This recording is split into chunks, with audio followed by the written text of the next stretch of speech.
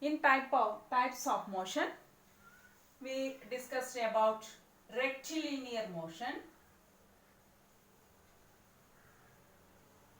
Rectilinear, that is nothing but moving in a straight line. For example, march past of the soldiers and the running race, the sprinters running in the running race. And the second one, circular motion. Circular motion. For example, the blades of the fan, the hands of the clock are moving in circular motion. That another type is periodic motion. What is periodic motion? That we are going to discuss now. For example, you may saw the wall clocks with pendulum. How that pendulum is moving? See, assume that it is a pendulum. The pendulum is moving like this, isn't it? The sideways, to and fro.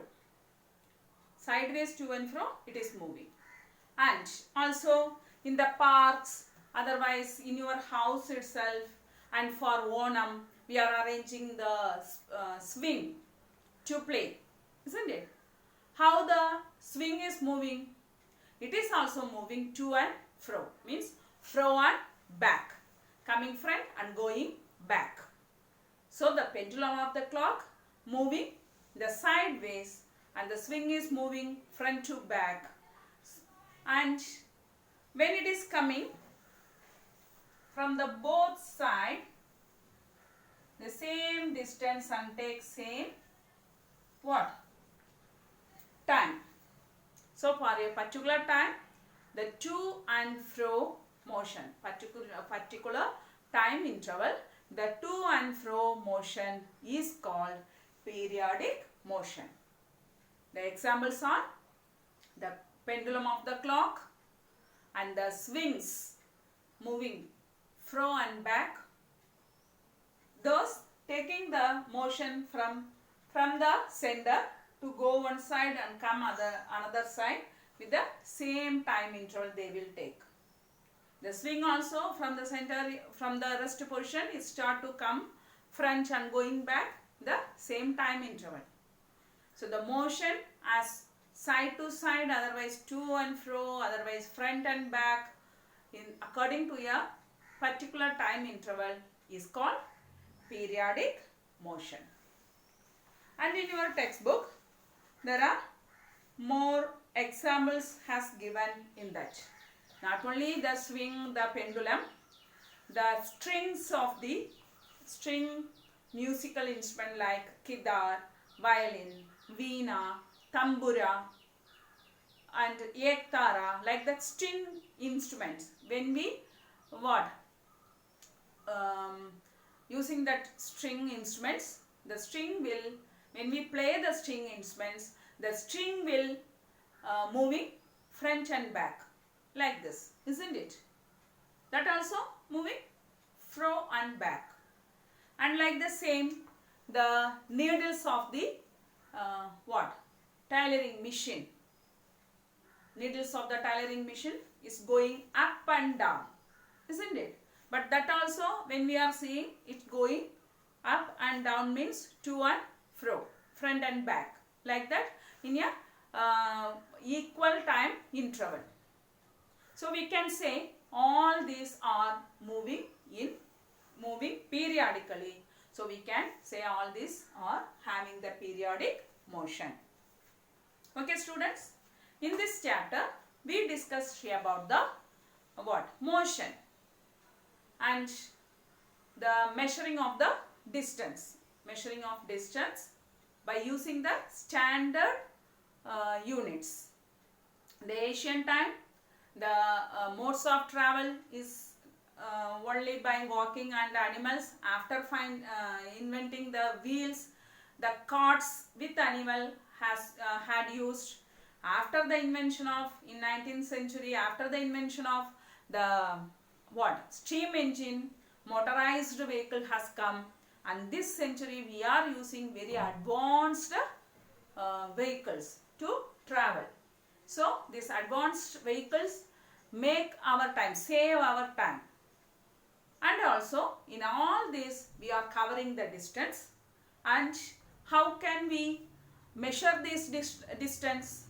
Not only the distance, the other measurements in ancient time, they will use the handspan, the cubit, otherwise the yard, the john, muram, and what?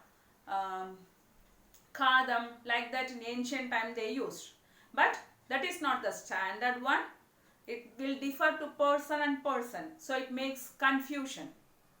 So at 1719, the French find out the metric system as a standard one. Now we are using the International System of Unit, that is SI unit, for all measurement. In this chapter we are discussing about the distance, that is length. For length the SI unit is meter, and for longer length we are using the larger unit like kilometer.